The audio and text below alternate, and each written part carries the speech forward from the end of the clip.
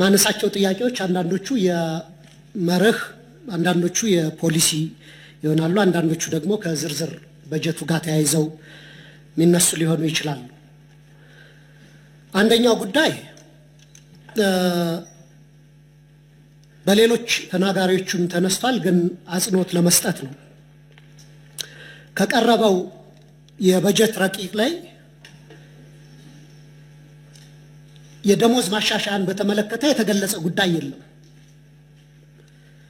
ምናልባት 269 ቢሊዮን መጠባበቂያ ይላል መጠባበቂያ ለደሞዝ ለአበል ተብሎ ተገልጿልና አጠቃላይ የመንግስት ሰራተኛው ደሞዝ ደግሞ ወደ 266 ቢሊዮን ስለሆነ ይሄ ከ269 መጠባበቂያው የደሞዝ ጭማሪን የሚመለከት ጉዳይ አለ ወይ የሚል ነው ምክንያቱም ክቡር ሚኒስትር እንደሚያውቁት የማክሮ ኢኮኖሚ ማሻሻያው ጋር ተያይዞ በከፍተኛ ሁኔታ የመንግስት ተቀጣሪዎች ነዋሪዎች ኑሮን መቋቋም በማይችሉበት ሁኔታ ላይ ነው የሚገኙት በግልጽ የዳቦ ጥያቄም እየቀረበ ነው በሐኪሞች በመምህራን እየተነሳ ነው ስለዚህ ይህ ጉዳይ መልስ ይፈልጋል ሐኪሞች ወይም ሌሎች የመንግስት ሰራተኞች ያነሱት ያለው ጥያቄ የቅንጦት ጥያቄ አይደለም ክቡር ሚኒስትር በመሰረታዊነት የመንግስትን ስራ ለመስራት የቤት ኪራይ ከፍለው ልጆቻቸውን መግበው ልጆቻቸውን ትምህርት ቤት ልከው ሚኖሩበት ሚኒመም የሆነ ተመጣጣኝ የሆነ የደሞዝ ጥያቄ ነው ስለዚህ መንግስት ይህን ጉዳይ ትኩረት ሰጥቶ በበጀት ረቂቅ ውስጥ ሳያካትት መምጣቱ አስገርሞኛል እና በዚህ ጉዳይ ማብራሪያ ቢሰጥ ነው ሁለተኛው በዚህ አመት ይጣላሉ ተብሎ በቀጣይ አመት ይጣላሉ ተብሎ የታሰቡ አዳዲስ የታክስ አይነቶች አሉ ባለፈው አመት አንዳንዶቻችን እየተቃወምናቸው ቢሆን የተጣሉ የታክስ አይነቶች በቀጥታ ለኑሮ ውድነትና ለዋጋ ንረት እያጋለጡ እንደሆነ በግልጽ ተመላክቷል ለምሳሌ በእንስሳት መኖ ላይ የተጣለው የተጨማሪ እሴት ታክስ ይሄንን ስንቃወም ነበር እዚህ ምክር ቤት እንዴት ወደ ዋጋ ንረት ትራንስሌት አረገ ወደ ዋጋ ውድነት ትራንስሌት አረገ ሲባል የሌማት ትሩፋት አለ በሚባልበት ሀገር 1.6 ቢሊዮን በላይ እንቁላል ያበረትን ነው በሚባልበት ሀገር አንድ እንቁላል 23 ብር እንዲደርስ አድርጓል 1 ሊትር ወተት ኦልሞስት ከ110 ብር በላይ እንዲደርስ አድርጓል በቀጣይም በነዳጅ ላይ ተጨማሪ እሴት ታክስና የኤክሳይዝ ታክስ እንደሚጣል እንዲሁም የነዳጅ ተሽከርካሪዎች ዝውውር ታክስም ኢንትሮዲዩስ እንደሚደረግ ተገልጿልና ይሄ ጉዳይ በቀጥታ አሁንም የኑሮ ውድነቱ የሚያባብስ ነው ክቡር ሚኒስትር በጣም ግራ ያጋባኝና ለኔ በተወሰነ ደረጃ አስቂኝም ሆኖ ያየሁት ደግሞ ከነዳጅ የሚሰበሰበው ተጨማሪ እሴት ታክስና ኤክሳይዝ ታክስ በመደበኛ በጀት ውስጥ ተካቶ ለነዳጅ ድጎማ ይላል ማብራሪያው ላይ ምን አይነት ጨዋታ ነው ይሄ ማለት በቀላል እኮ ታክሱን አለመሰብሰብ ይቻላል አይደል ዋጋው እንዳይጨምር እና አመክንዮው ትንሽ ግልጽ አይደለም ሌላ ጥያቄም ሲያነሱት ነበርና ይገባኛል መንግስት በተቻለ መጠን ወጪዎቹን በገቢ ለመሸፈን ጥረት ያደረገ እንደሆነ እረዳለሁ ግን ደግሞ ምን ጥላቸው ታክሶች እና ከታክስም በተጨማሪ ታክስ ነክ ያልሆኑ ገቢዎች በርካታ መስሪያ ቤቶች ላይ ከፍተኛ የሆነ ጭማሪ የአገልግሎት ጭማሪ ተደርጓል እነዚህ ተደራራቢ ታክሶችና የአገልግሎት ክፍያዎች ምን ያክል የማህበረሰባችን የመክፈል አቅም መሰረት ያደረጉ ነው ሚለው ነገር መጠናት አለበት ያስባለሁ በዚህ ላይም ክቡር ሚኒስትሩ ማብራሪያ እንዲሰጡ ፈልጋለሁ ሌላው ጉዳይ ዘንድሮም ልክ እንዳምናና ታቻምናው ሁሉ አዳዲስ የካፒታል ፕሮጀክቶች እንደሌሉና የመንግስት መሰረታዊ ትኩረት የተጀመሩ ፕሮጀክቶችን ማጠናቀቅ ላይ እንደሆነ ተገልጿል ኦልሞስት 3ኛ ዓመታችን መሰለኛ አሁን ትኩረታችን የተጀመሩትን ነው ምንጨርስ እንጂ አዳዲስ ፕሮጀክቶች አንይዝም ይባላል። ልክ ነው። የተጀመሩ ፕሮጀክቶች ማለቅ አለባቸው። ነገር ግን መንግስት የተጀመሩ ፕሮጀክቶችን በማጠናቀቅ ስም አዳዲስ ፕሮጀክቶችን መተግበር የሚያቆመው እስከ መቼ ድረስ ነው?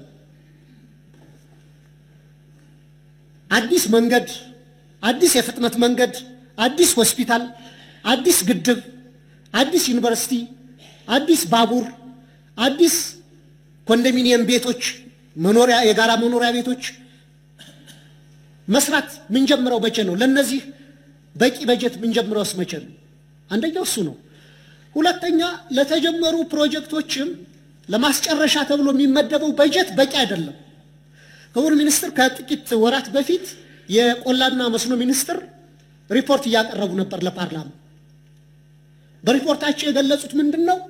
ለምሳሌ በዚህ ዓመት ቆላና መስኖ ሚኒስትር ያሉ ፕሮጀክቶችን ለመጨረስ 40 ቢሊዮን ብር ያስፈልገኝ ነበር፣ የተመደበልኝ ግን 8 ቢሊዮን ነው ብሎ ነው የገለጸው። ዘንድሮም ካለው የዋጋ ንረት አንፃር 13 ቢሊዮን ነው ለዚህ ሚኒስትር ለምሳሌ የተመደበው። መንገዶቻችን የሀገራችን መንገዶች በከፍተኛ ሁኔታ ያረጁ ናቸው። ከ20 ዓመት በላይ ያገለገሉ ናቸው። እነሱም በአዲስ ስለመስራት ወይም ስለመጠገን ምንም የተያዘ በጀት የለም። ለምሳሌ እኔ የተመረጥኩበት አካባቢ ከደብረ ማርቆስ መራዊና ከመራዊ ጎንደር በሁለት ሎት ከ25 ዓመት በፊት አካባቢ የተገነባ መንገድ ነበር። መንገዱ አርጅቶ ኦልሞስት አገልግሎት መስጠት በማይችልበት ደረጃ ላይ ነው ያለው። ከወልዲያ ከወረታ ወልዲያም በተመሳሳይ መንገድ የሱር ኮንስትራክሽን የሰራው ሽሮ ፈሰስ የሚባል አይነት መንገድ ነበር። ተበላሽቶ ኦልሞስት አገልግሎት መስጠት በማያስችል ደረጃ ነው ያለው። እነዚህን አይነት ትልልቅ አገር አገናኝ መንገዶች፣ አገር አቀፍ አውራ ጎዳና መንገዶች በአዲስ የመስራት ወይ ቢያንስ ደረጃቸውን የጠበቀ ጥገና የማድረግ እንኳን በጀት እየተያዘ አይደለም በእነዚህ ዓመታት ውስጥ።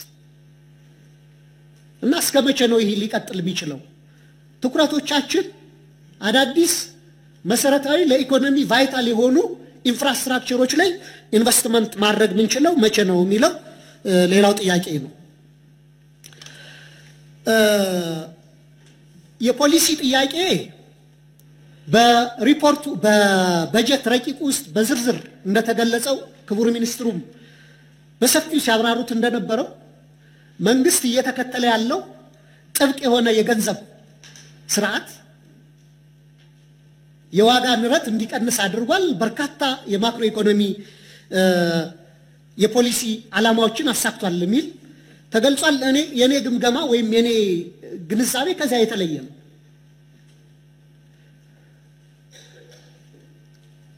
መንግስት የመኒ ሰፕላይ ሊሚት ማድረጉ ገበያ ውስጥ በከፍተኛ ሁኔታ የጥሬ ገንዘብ እጥረት እንዲከሰት የመኒ ሰፕላይ እጥረት እንዲከሰት አድርጓል።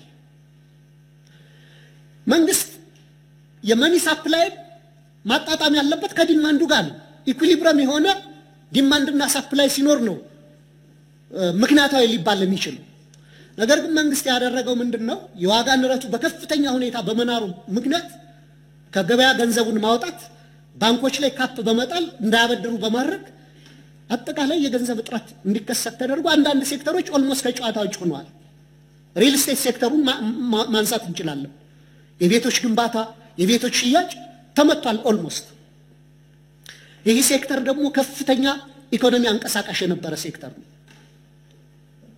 ስለዚህ ፎር the mere sake of ኢንፍሌሽንን ለመቀነስና ኮንትሮል ለማድረግ ብቻ በከፍተኛ ሁኔታ የመኒ ሰፕላይን በመገደብ የገንዘብ እጥረት እንዲከሰት በማድረግ ብቻ የዋጋ ንረት አንጻራዊ ቅናሽ አሳየ ብሎ መኩራራት ይቻላል ወይ? ኦልሬዲ ለስራ ማስኬጃ ለኢንቨስትመንት የገንዘብ እጥረት ነጋዴው ከፍተኛ እጥረት ገጥሞት ከፍተኛ ችግር ውስጥ እንዲወድቅ ያደረገ የገንዘብ ፖሊሲ ውጤታማ ነው ወይ ተብሎ ሊቆጠር ይችላል ወይ የሚል ነው። ከዚሁ ጋር ተያይዞ የኢንፍሌሽን ጉዳይ የተከበሩ የምክር ቤት አባላት ግርታ ውስጥ ገብተው ያነሳቸው ነገሮች አሉ።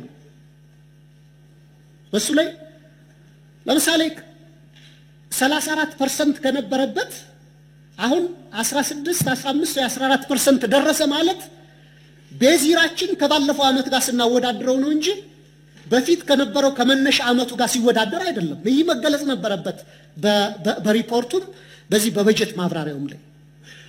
ለምሳሌ 2014 ላይ 34% ጭማሪ ነበር ሲባል 2017ን ስናይ የ2014 2015 2016 2016ን ቤዝ አድርጎ ነው። ስለዚህ እነዚያ ጭማሪዎች አሉ ማለት ነው።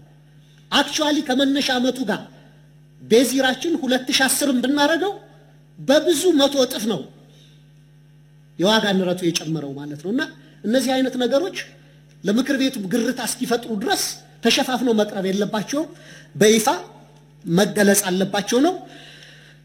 ሌላው ከነዳጅ እና ማዳበሪያ ድጎማ ጋር ተነስቶ ማብራሪያ ቀርቧል። ጥያቄ ምንድነው? ይህን ያክል ገንዘብ በብዙ መቶ ቢሊዮን ብር ለነዳጅና ለማዳበሪያ ድጎማ ያደረግነው የነዳጅና የማዳበሪያ ዋጋ ግን በየአመቱ እጥፍ ጭማሪዎችን ከማድረግ ሊታደገው አልቻለም። ይሄ ድጎማቸው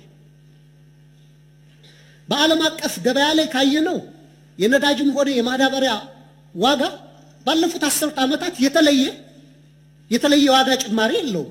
በእርግጥ አንዳንድ ሰፕላይ ቼን ዲስራፕሽኖች ነበሩ።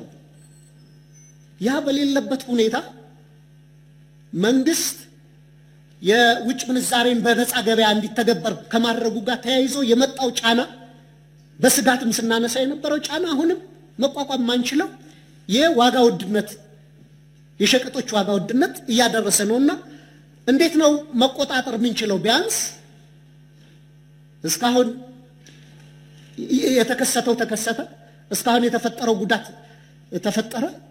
ከዚህ በኋላ ያለውንስ በየአመቱ በጥፍ ሁኔታ የማዳበሪያን የነዳጅንና ሌሎች መሰረታዊ ሸቀጦች እድገትን መቆጣጠር ምንችለው እንዴት ነው ሚለውን ማንሳት ፈልጋለሁ። በመጨረሻ አሁንም ቢሆን ለምሳሌ ለኢኮኖሚ ሴክተሮች ለማህበራዊ ሴክተሮች የተመደቡ በጀቶች በጣም ትንሽ ናቸው ከጠቅላላ በጀቱ አንፃር ሲታይ። ለጸጥታ ዘርፍ የመደብናቸው በጀት ደግሞ በመቶ ቢሊዮኖች ነው። ለመከላከያ፣ ለደህንነት፣ ለፌደራል ፖሊስ ለእንደዚህ። ጥያቄ ምንድነው? ካለፉት ጊዜያቶች ጋር ስናወዳደር ብዙ ሰው ይሄን እንደማይመቸው ይገባኛል። የኔ ፓርቲ ውስጥ ያሉ ሰዎች ጨምሮ ካለፉት መንግስት ጋር ከኢህአዴግ ጋር ሳወዳደር እሪ ያሉ የሚጮሁ ሰዎች እንዳሉ አውቃለሁ። ግን ደግሞ ኢህአዴግ ከደርግ ጋር ራሱን ሲያወዳድር እንደነበር ሁሉ ብልጽግናም ከኢህአዴግ ጋር ውጭ ከሌላ ጋር ምናወዳደርበት ቤዝ ስለሌለ ነው። ስለዚህ በኢህአዴግ ልማታዊ ይባል የነበረ መንገድ፣ መብራት እነዚህ ነገሮች ይሰራ የነበረ በጀቱም ለነዛ ከፍተኛ የነበረ አሁን ኦልሞስት ተገልብጦ ለጸጥታና ለደህንነት ሴክተሮች ላይ ነው ከፍተኛ በጀት እየመደብነ ያለውና ሴኩሪታይዝድ የሆነ ስቴት አልሆነም ወይ? ይሄ ያን አያሳይም ወይ? ከልማት ወደ ሴኩሪታይዝድ የሆነ መንግስት አልተቀየረም ወይ ብልጽግና የሚለውን ሁለቱን በንጽጽር ማብራሪያ ቢሰጠኝ ለማለት ነው። በጣም አመሰግናለሁ። የተነሱ ጥያቄዎች በአብዛኛው በህዝብ ዘንድም የሚነሱ ጥያቄዎችና አሁን ካለንበት የእድገት ደረጃ አንፃር ከህዝባችን የልማት ፍላጎት አንፃር ተገቢ ጥያቄዎች ናቸው። እያንዳንዱን በተወሰነ ደረጃ በዝርዝር ልባቸዋለሁ። መጨረሻ ላይ ደግሞ አጠቃላይ ከማክሮ ኢኮኖሚ አፈጻጸምና ቀጣይ በጀት ይሄንን የማክሮ ሪፎርም አጠናክሮ ከማስቀጠል አንፃር ያለው ሚና አብራራለሁ። የበጀት አወቃቀሩ የማክሮ ኢኮኖሚ ሪፎርሙን ለማሳካትም ዓላማ ያደረገና በማክሮ ኢኮኖሚክ ሪፎርሙ መሰረት ተናቦ የተሰራ መሆኑን በከፍተኛ ደረጃ የተከበረው ምክር ቤት ሊገነዘበው ይገባል ማለት ነው። ይሄም ሆኖ መንግስት ከፍተኛ የወጪ ጭማሪ ያመጣበት ድጎማዎቹ ናቸው ማለት ነው። ይሄም ለህብረተሰብ በተለይ ዝቅተኛ ገቢ ላላቸው ህብረተሰብ በከፍተኛ ደረጃ መንግስት ኃላፊነት ስለሚሰማው በዚህ ረገድ የተደረገ ነው። የመጣውም ውጤት እነዚህ ነገሮች ባይፈጸሙ ኖሮ ከፍተኛ ጉዳት ያመጣ ነበር ማለት ነው። ለዛ ነው የኑሮ ጫናን ለማቃለል መንግስት በከፍተኛ ደረጃ በስራቱ በንጽጽር የተሻለ ውጤት አምጥቷል ብለን አፋችንን ሞልተን የምንናገረው ማለት ነው። ይሄ ማለት የኢንፍሌሽን እድገቱ ነው እንጂ የቀነሰው ከነበረው ወርዷል የሚለው በሂደት በቀጣይ ዓመታትም ጭምር ሰርተን የምናሳካው ነው። ይሄ ሁላ ነገር ግን ምን ላይ እንጠለጠላል? ገቢን በከፍተኛ ደረጃ ማሳደግ ላይ ትኩረት ማድረግ ይኖርብናል የሚለውን ማየት ያስፈልጋል። የገቢ የሚሰበስቡ ተቋማት አቅም የማጠናከር ጉዳይ፣ ገቢን ለማሳደግ የሚያስችሉ የህግ ተገዥነት ጉዳዮችን የማሳደግ ጉዳይ አሁንም ተጠናክሮ መቀጠል ይኖርበታል ማለት ነው። ይሄ ስናደርግ ብቻ ነው በፊስካል ፖሊሲያችን ከሌሎች የማክሮ ኢኮኖሚ ፖሊሲዎች ጋር ተቀናጅቶ ማክሮ ኢኮኖሚ ሪፎርሙን ስኬታማ የሚያደርገው የሚለው መያዝ አለበት ማለት ነው። ደሞዝ ጭማሪ ባለፈው ዓመት ዘንድሮ ገና ያላጠናቀቅነው ዓመት የዛሬ 10 ወር አካባቢ ነው የጨመርነው። ከፍተኛ ደሞዝ ጭማሪ ነው የተደረገው። በተለይ ለዝቅተኛው ህብረተሰብ ክፍል በጣም ከፍተኛ ነው የተደረገው። ከህብረተሰብ የኑሮ ጫና አንፃር በቂ ነው ወይስ በቂ አይደለም?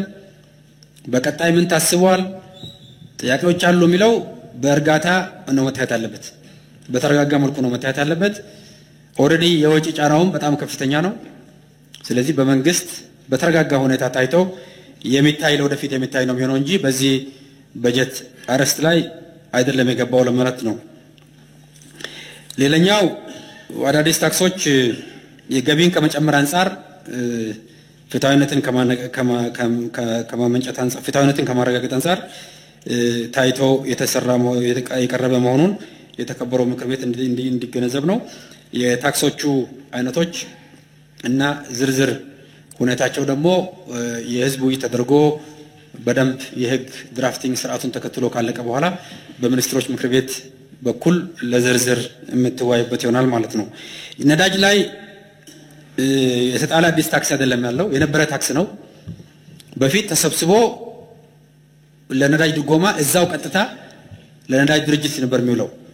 ከበጀት ትራንስፓረንሲ አንፃር ግልጽነት እንዲኖረው ነው የተደረገው። በበጀት መጥቶ ተመልሶ ወደ ነዳጅ ድጎማ በኤክስቼንጅ ሬት ለውጡ ምክንያት የመጣውን ብቻ አይደለም ባይዘው ነዳጅ የተደጎመ ያለው። ከዚህ በፊት ሲደረጉ የነበሩ ነዳጅ ድጎማዎች የአካውንቲንግ ድጎማ ነው። ክሌም ኦን ዘ ገቨርንመንት ተብሎ ተሰብሳቢ ተብሎ ስለሚመዘገብ ነው። ምን ገዛው በአመት ብድር በ9 ወር በ6 ወር ስለሆነ ለነዳጅ ኩባንያዎቹ ምን ከፍለው ብር ዘግይቶ ስለምንከፍል ነው እስካሁን ጫናውን መቋቋም የቻልነው። የአሁኑ ድጎማ ግን ይለያል። ካሽ ነው የምንደጉመው። በበጀት ቀርቦ ምክር ቤቱ አጽድቆት ነው የምንደጉመው። ፕላስ ደግሞ የሚቀጥለው አመት የነዳጅ ድጎማ ደግሞ ያው በዚህ መልኩ መቀጠል የለበትም። ታርጌትድ መሆን አለበት። በተቀመጠለት የማክሮ ኢኮኖሚ ቅደም ተከተል መሰረት በመንግስት ላይ ያለው ጫና እየቀነሰ መምጣት ይኖርበታል። ይሄም ሆኖ ግን ሌጋሲው አለ ማለት ነው። ከዚህ በፊት በመንግስት ላይ ተሰብሳቢ ተብሎ የተመዘገበውም ክሌም ኦን ዘ ገቨርንመንት ስለሆነ ያ በበጀት ያሳወጅን በቀጣይ የምንከፍልበት አሰራር ይኖራል ማለት ነው። ስለዚህ ይሄ ታክሶቹ የነበሩ ናቸው በሙሉ እንዲሰበሰቡ ይደረጉና በበጀት በኩል ታይተው ተመልሰው በፊት ሲያገለግሉት ወደ ነበረበት ስራ ይሄዳሉ። የበጀት ትራንስፓረንሲን ከማሳደግ አንፃር የማክሮ ኢኮኖሚ ሪፎርሙን ተከትሎ የተደረገ መሆኑን ያደርጋል። ሌላኛው ነባር ፕሮጀክት ላይ ነው ትኩረት የምንሰጠው። ቅድም እንደገለጽኩት መንገድ ላይ ብቻ ነው 1.5 ትሪሊዮን ያስፈልጋል ያልኩት ነባር ፕሮጀክቶችን ለመጨረስ። የመስኖችንም ለመጨረስ በጣም ብዙ ነው የሚያስፈልገው። የከፍተኛ ትምህርት ዩኒቨርሲቲዎች የጀመሩት ፕሮጀክቶችን ለመጨረስም በጣም ብዙ ነው የሚፈልገው። እነሱ አካባቢ እንደውም ሌት አለውን ዩኒቨርሲቲ ፕሮጀክቶችን መጨረስ ሳይሆን የተጀመሩ ፕሮጀክቶችን ቢሆን ራሽናላይዝ ተደርገው ከትምህርት ማስተማር ሂደት ጋር የተጣጣሙ መሆኑን ተረጋግጦ ከትምህርት ሚኒስቴር ጋር ከፕላን ሚኒስቴር ጋር በጋራ አጥንተን ወደ ትምህርት መማር ማስተማር ሂደት ጋር ያልተቃኙ ካሉ ፈትሸን ማስተካከያም የምናደርግባቸው ይሆናሉ የሚለውን በደንብ ማየት ያስፈልጋል ማለት ነው። ለዛ ነው የስፔሱ ሞር በአብዛኛው ለአዳዲስ ካፒታል ፕሮጀክቶች ብቻ ለነባር ፕሮጀክቶች ብቻ ያደረግነው የሚለው ያስፈልጋል እንጂ መንገዶች ላይ በጣም ሰፊ ሪሶርስ ይፈልጋል። ከዚህ በላይ ቢመደብ ኖሮ ጥሩ ነበር፣ ግን የፊስካል አቅማችን የሚፈቅደውን ያህል ከፍተኛውን ነው ያዝነው የሚል ያስፈልጋል። ሌላኛው ሞኔታሪ ፖሊሲ ላይ የተነሳ ጉዳይ ነው። የሞኔታሪ ፖሊሲው እና የፊስካል ፖሊሲው አንደኛ ከብሔራዊ ባንክ መንግስት ቀጥታ ብድር አለመበደሩ በዚህ ታሪካዊ ነው። ለመጀመሪያ ጊዜ በቅርብ ጊዜ ታሪክ ማለት ነው ምንም አይነት የቀጥታ ብድር ከብሔራዊ ባንክ ሳንወስድ አመቱን የጨረስን ነው። ይሄ ደግሞ አግሪጌት ዲማንዱን በመቆጣጠር ረገድ ያግዛል። ግልጽ እኮ ነው። ብዙ ሀገሮች እኮ የመኒ ሳፕላይ የሚጨምርበት ዋና ምክንያት መንግስት ከብሔራዊ ባንክ ስለሚበደር ነው። መንግስት ከብሔራዊ ባንክ አልተበደረም ማለት በመንግስት በጀት ዴፊሲት ፋይናንሲንግ አማካይነት አዲስ ገንዘብ ብር ታትሞ ኢኮኖሚ አልገባም ማለት ነው። ይሄ የቤዝ መኒውን ኮንስትሬን ያደርጋል። አግሪጌት ዲማንዱንም ኮንስትሬን ያደርጋል። በጣም ከሪፎርሙ አንፃር እጅግ በጣም ተፈላጊ ነገር ነው። ሁለተኛ መንግስት በትሬጀሪ ቢል እና በትሬጀሪ ቦንድ የሚበደራቸው ብድሮች የመበደሪያ ዋጋው ጨምሯል። ኮስት ኦፍ ቦሮይንግ እንደ ከዚህ በፊቱ መንግስት ስለሆነ ያቋቋማቸው የፋይናንሻል ኢንስቲትዩሽኖች ስላሉ ከሞኔታሪ ፖሊሲ ሬቱ የተለየ ነገር አያደርግም። ጥንቃቄ የተሞላበት ነው። ይሄም አዲሱ የሞኔታሪ ፖሊሲም ኢንስትሩመንት አካል ነው። ይሄም በመሆኑ በአግሪጌት ዲማንዱ ላይ ሪሌቲቭሊ ጫና እንዳይፈጠር ያደርጋል። መንግስትንም ኮንስትሬን ያደርጋል ማለት ነው። ሌላኛው የሞኔታሪ ፖሊሲ ራሱ አጠቃላይ አግሪጌት ዲማንዱ የመኒ ሳፕላዩ ከኢኮኖሚ እድገት ጋር እንዲጣጣም መደረጉ ብሔራዊ ባንክ በሚሰራቸው ቀጥተኛና ቀጥተኛ ያልሆኑ ነገሮች የመኒ ሳፕላይ ላይ ኮንስትሬን መደረጉ ጠቃሚ ነው። ይሄ ኤክስቼንጅ ሬቱ እንዲረጋጋ ያደርጋል። ኢንፍሌሽን ለመቆጣጠር በጣም አግዟል። ስለዚህ ይሄ ደግሞ የሚፈለግ ነው። ወደ አዲስ እኮ የማክሮ ኢኮኖሚ ማቀፍ ነው የገባ ነው።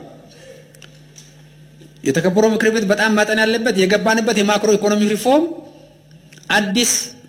አዲስ ጉዳይ ነው። ስለዚህ መንግስትም እንደከዚህ በፊቱ መንግስት ስለሆነ እንደ ልብ ከብሔራዊ ባንክ ተበድሮ የሚሄድበት አሰራርም የለም። ኢንፍሌሽን መቆጣጠር አለበት። ባላንስ ኦፍ ፔመንት ሰስቴናቢሊቲውን የተረጋጋ ማድረግ ይኖርብናል። ኤክስቼንጅ ሬቱ ቮላታይል እንዳይሆን መቆጣጠር ያስፈልጋል። ይሄ ደግሞ የሚደረግበት አንዱ ኢንስትሩመንት አግሪጌት ዲማንዱን ከኢኮኖሚ እድገቱ ጋር ኮንሲስተንት እንዲሆን በማድረግ ነው። ውጤታማ ነው። ሞኔታሪ ፖሊሲ እጅግ በጣም ውጤታማ ነው። በዚህ መሃል የተወሰነ የብድር አቅርቦት ላይ ሪሊስ ምንድነው የቤቶች ግንባታ ላይ ይውል የነበረ ገንዘብ መጠን ተገድቦ ከሆነ ባንኮች የሚሰጡት አጠቃላይ ብድርም አድገዋል። ባንኮች ለግሉ ዘርፍ የሚሰጡትም አጠቃላይ አድገዋል። ምንም ጥርጥር የለውም። ስለዚህ በዚህ ረገድ ሆሊስቲክ በሆነ እይታ ማየት ተገቢ ነው የሚለውን ያስፈልጋል ማለት ነው። ይሄ ፖሊሲ ደግሞ ተጠናክሮ ነው መቀጠል አለበት። ለምን አሁን የውጭ ምንዛሪ ተመኑ ዋጋ በገበያ ነው የሚወሰነው። በገበያ ስለሚወሰን አግሪጌት ዲማንዱን ኢንኮንሲስተንት ዊዝ ዛት ፖሊሲ አብሮ መሄድ ይኖርበታል ማለት ነው። ይሄንን የተናበበ ፖሊሲ የምንለው ከዚህ ጋር ተገናኝቶ መታየት ይኖርበታል የሚለውን ማየት ያስፈልጋል። ሌላኛው የነዳጅ ላይ የዋጋ ጭማሪ ያረግነውና የዓለም አቀፍ ዋጋ መካከል ከፍተኛ ልዩነት ነው ያለው። ኤክስቼንጅ ሬቱ እንዳለ አልተላለፈም። ስለዚህ መንግስት ነው አብዛኛውን ተሸክሞ የሚለውን ማሰብ ያስፈልጋል። ይሄው የተከበረው ምክር ቤት ነው ያጸደቀው። የማዳበሪያ ድጎማ እኮ አስልቃችሁታል። በተጨማሪ በጀትነት የታወጀው እሱ ነው። ስለዚህ ይሄ መደረጉ በህብረተሰብ ላይ ይመጣውን የሆነውን በነዳጅ ዋጋ መጨመር ምክንያት ሊመጣ የነበረውን ጫና በመቀነስ ነገር በጣም አግዟል። ስለዚህ የማዳበሪያም እንደዛው ነው። ታርጌትድ መሆን አለበት የሚል ጥያቄ ተነስተዋል። እንግዲህ አብዛኛው ስሞል ሆልደር አግሪካልቸር ነው ኢትዮጵያ ውስጥ ያለው። በእነሱ መካከል ታርጌት ማድረግ ሊከብድ ይችላል። በገጠሩ እንዳለ አንድ ወጥ ነው መደረግ ያለበት። በዚህ መሃል የኮመርሻል ፋርሞች የሚጠቀሙ ካሉ አጥንቶ ማየት ይቻላል። በአብዛኛው የማዳበሪያ ድጎማ የታርጌቲንግ ችግር ያለበት ተደርጎ አይወሰድም። በገጠሩ ያለው አብዛኛው ህዝባችን የስሞል ሆልደር አግሪካልቸር ስለሆነ የዚህ ተጠቃሚ መሆኑ ከፍትሃዊነትም አንፃር የአጠቃላይ ኢንፍሌሽንን ከመቆጣጠር አንፃር በጣም አግዟል። ሌላኛው የምርት ዘርፍ ላይ መጣው ለውጥ ነው።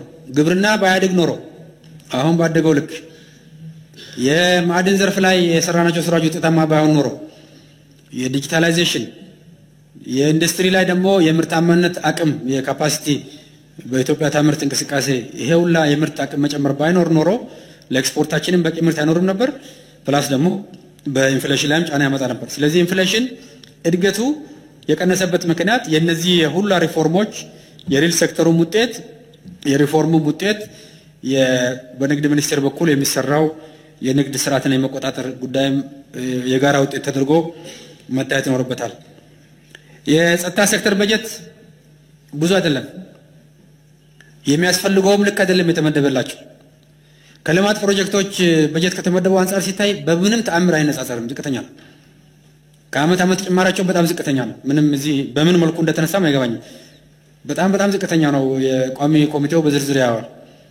እንደውም ኢትዮጵያ ለጸጥታ ሴክተር የምታወጣው በጀት ከሌሎች አገሮች ጋር በሚታይበት ጊዜ እጅግ በጣም ዝቅተኛ ነው። ከጂዲፒ በሚታይበት ጊዜ ከአጠቃላይ በጀቱን በሚታይበት ጊዜ ማለት ነው። አብዛኛው በጀት እኮ ለዕዳ ክፍያና ለድጎማ እና ለካፒታል በጀት ነው እየዋለ ያለው። መደበኛ ወጪም ኮንስትሬንድ ነው። መደበኛ ወጪም በጣም ኮንስትሬንድ ነው።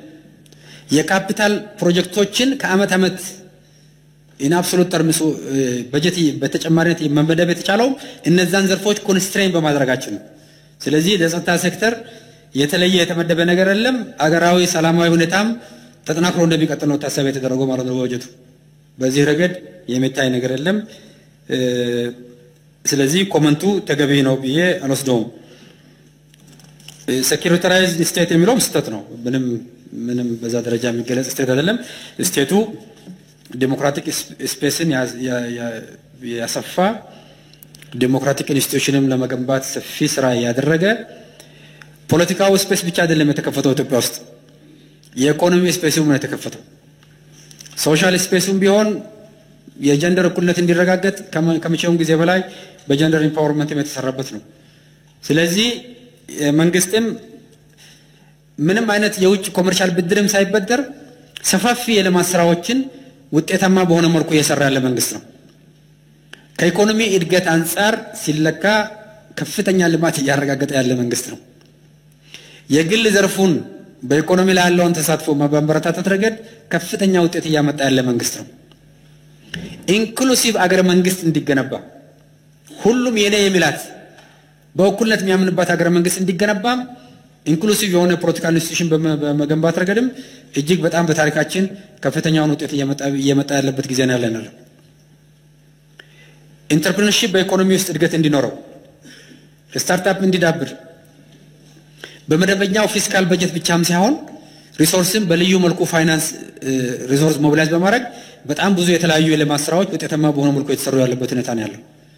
ከፍትሃዊ ልማት ተጠቃሚነትንም ጭምር አድረስ ለማድረግ ባለፉት አመታት ጥያቄ ሲነሳባቸው የነበሩ የመንገድ ፕሮጀክቶችን እኮ በስፋት ይዘን 25000 በላይ ኪሎ ሜትር መንገድ እየተገነባ ያለበት ሁኔታ ነው ያለው ከፍትሃዊ ልማት ተጠቃሚነት አንፃር። በፌዴሬሽን ምክር ቤትም የፍትሃዊ ልማት ተጠቃሚነት ትኩረት ተሰጥቶበት የጋራ ገቢም ወደ ክልሎቹ እንዲያድግ የክልሎች ሪሶርስም እንዲያድግ በማድረግ ሚኒስቴር መስሪያ ቤቶች የሚሰሯቸው የተለያዩ የልማት ስራዎች በቻናል 1 በቻናል 2 የሚሰሩ ስራዎች ቀመርን ተከትለው ፍትሃዊ ልማት ተጠቃሚነት ተከትለው እንዲሰሩ በማድረግ ረገድ በጣም ብዙ ውጤት እየመጣበት ሁኔታ ነው ያለው እና መንግስት በልማትም ጠንካራ የግሉን ዘርፍ በማሳደግ ረገድም በከፍተኛ ደረጃ እየሰራ ያለና የኢንተርፕረነርሺፕ ውጤታማነት ማምጣትን በሰፋት የሚገለጽ ነው። ስለዚህ ከልማትም አንፃር የተሻለ ልማታዊነት ያለው አሁን ነው።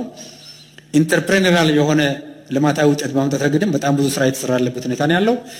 ሪሶርስን በአግባቡ ለልማት ውጤት ከማረጋገጥ ረገድም በጣም ብዙ የመጣበት ነው። የጋራ ሀገረ መንግስት ስቴብልና ስትሮንግ ኢንክሉሲቭ ሀገረ መንግስት እንዲመሰረትም በታሪካችን ትልቁ ስራ የተሰራበት ያለበት ጊዜ ነው። ይሄንን አጠናክሮ ሰስቴናብል ማድረግ ስትራክቸራሊ ስቴብል ኢንክሉሲቭ ስትሮንግ ዘመናዊ ሶሻል ኮሄዥኑ በጣም የዳበረ ሀገረ መንግስት በመገንባት ረገድም ሁለንተናዊ ብልጽግና ለማረጋገጥ ሰፊ ስራ እየተሰራበት ያለበት ነው። ስቴቱ ይሄ ነው የሚገልጸው የሚለውን ኮሜንት ለማድረግ ነው።